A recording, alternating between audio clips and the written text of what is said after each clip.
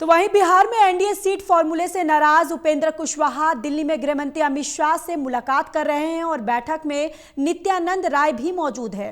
गृह मंत्री अमित शाह के दिल्ली आवास पर हलचल बढ़ी हुई है और गृह मंत्री अमित शाह अपने आवास पर मौजूद है, जहां उपेंद्र कुशवाहा गृह मंत्री अमित शाह से मुलाकात कर रहे हैं।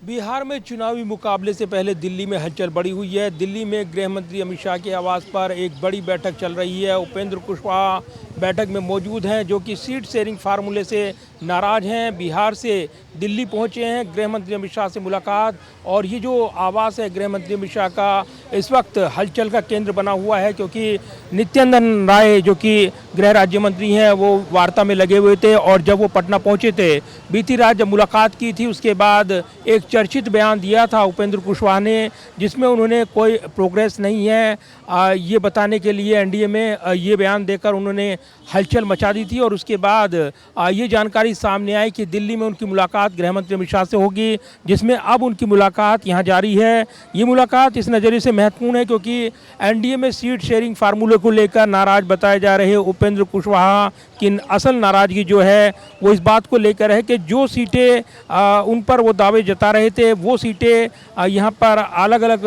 दलों को मिली हैं, जिसमें महुआ सीट लोजपा आर यानी चिराग पासवान की पार्टी को, जबकि दिनारा जेडीयू के खाते में गई है। इन दोनों सीटों पर सबसे ज़्यादा खींचतान देखने को मिल रही है। जहां उपेंद्र कुशवाहा महुआ सीट से अपने पुत्र दीपक कुशवाहा को मैदान में उतारने की तैयारी कर रहे थे, वहीं दिनारा से आलोक सिंह को मैदान में उतारने की तैयारी थी। लेकिन दोनों सीटों पर बदलाव से इस पर तीखी प्रतिक्रिया उपेंद्र कुशवाहा की, और उन्होंने अपने नेताओं को एनडीए प्रत्याशियों के नामांकन से दूर रहने का फरमान भी जारी किया, ये जानकारी मिली। और ये बयान जो उनका चर्चित बयान था, nothing is well in NDA, इसके बाद उनकी मुलाकात तय हुई है गृह मंत्री अमित शाह से। ये मुलाकात इस वक्त चल रही है और काफ़ी महत्वपूर्ण मुलाकात है ये ऐसे वक्त जब एनडीए में सीट शेयरिंग के फार्मूले को लेकर जो खींचतान थी वो दिल्ली तक पहुंची है, और यहाँ पर एक उच्च स्तरीय बैठक इस वक्त चल रही है। कहीं ना कहीं सीट शेयरिंग के फार्मूले को लेकर जिस तरीके से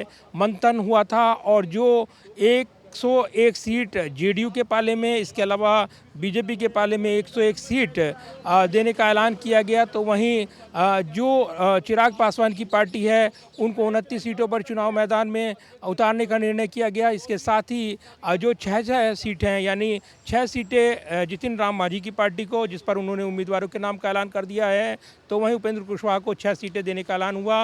लेकिन महुआ और दियारा सीट पर सबसे बड़ा जो पेच है वो नहीं सुलझ पाया है, और इसी के बाद ये विवाद दिल्ली दरबार तक पहुंचा है, जहां गृह मंत्री अमित शाह से इस वक्त एक उच्च स्तरीय बैठक देखने को मिल रही है।